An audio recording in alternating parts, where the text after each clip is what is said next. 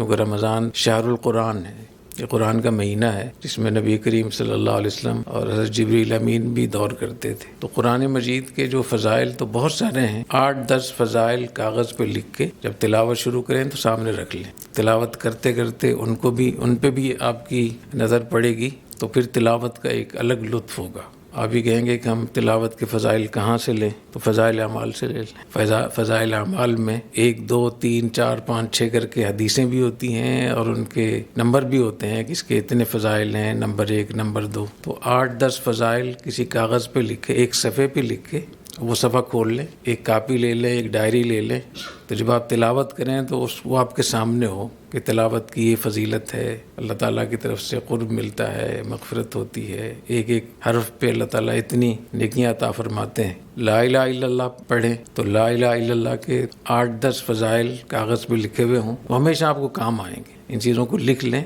یا کسی سے لکھوا لیں، اگر خود آپ کے پاس اتنی صلاحیت نہیں ہے یا پریشانی ہو رہی ہے کہ کیسے لکھوں، تو اتنے سارے آپ کے دوست ہوں گے، علماء کرام ہوں گے، اہل علم ہوں گے، ان سے کہیں کہ مجھے 10 فضائل تلاوت کے لکھ کر دے دیں۔ اس میں پھر یہ بھی وہ دیکھ لے گا کہ کون سی فضیلت ایسی ہے جو ثابت ہے۔ بعض دفعہ موضوع حدیثیں ہوتی ہیں تو وہ تو پھر جائز بھی نہیں۔ آپ حیران ہوں گے میں خود یہ کرتا ہوں، میرے پاس اپنے طور پہ میں نے کچھ چیزیں لکھی ہوئی ہیں، کچھ چیزیں جب میرے دماغ میں ہیں اور جب مجھے محسوس ہوتا ہے کہ اب تھوڑی کمی ہو رہی ہے تو میں متعلقہ کتاب لے کر پھر ذکر کرتا ہوں جس کتاب میں وہ حدیثیں ہوتی ہیں، تو اس سے پھر استحضار ہوتا ہے۔ ابھی جیسے آپ حضرات نے لا الہ الا اللہ کا ورد کیا اجتماعی طور پہ، تو لا الہ الا اللہ کے فضائل تو بہت ہیں۔ افضل الذکر حدیث شریف میں آتا ہے، لا الہ، صحیح بخاری کی روایت ہے۔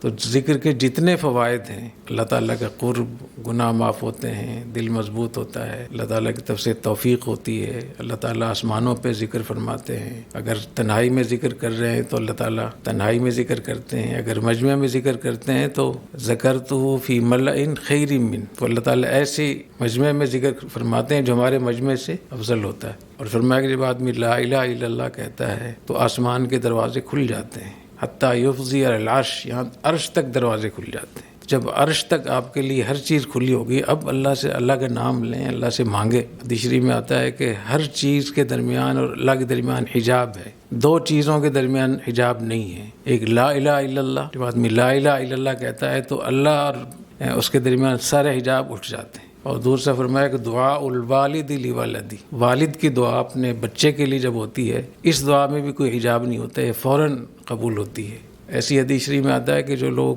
لا الہ الا اللہ والے ہیں، اہل لا الہ الا اللہ، جو کثرت سے لا الہ الا اللہ پڑھتے ہیں، ان کو موت کے وقت وحشت نہیں ہوگی۔ بہت پوری زندگی کا خلاصہ ہوتا ہے، موت کا جو وقت ہوتا ہے، جو آخری لمحہ ہوتا ہے، وہ پوری زندگی کا نچوڑ ہے، تو اس وقت میں اگر وحشت ہو تو کتنی خطرناک چیز ہو۔ تو فرمایا کہ اہل لا الہ الا اللہ پر موت کے وقت وحشت نہیں ہوتی، قبر میں وحشت نہیں ہوتی۔ اور فرمایا افضل الحسنات، لا الہ الا اللہ تمام نیکیوں میں سے سب سے افضل ہے۔ اور فرمایا ان الحسنات یذہبن السیئات، انہیں لا الہ الا اللہ سے پھر گناہ بھی معاف ہوتے ہیں۔ تو اس طریقے سے آپ جب اس ذکر کے فضائل بھی ساتھ رکھیں گے تو آپ کو دلچسپی بھی زیادہ ہوگی، استحضار بھی زیادہ ہوگا، خشوع بھی زیادہ ہوگا، اس کے فوائد بھی زیادہ ہوں گے۔ تو رمضان میں جتنے بھی ایسے کام ہیں جیسے انفاق فی سبیل اللہ ہے، قیام اللیل ہے، روزہ ہے، سحری ہے، افطار ہے، لوگوں کی مدد کرنا ہے، ذکر اللہ ہے، استغفار ہے، لا الہ الا اللہ ہے، درود شریف ہے، تو ان چیزوں کے فضائل آپ کے پاس ہونے چاہیے تاکہ آپ کو آسانی ہو۔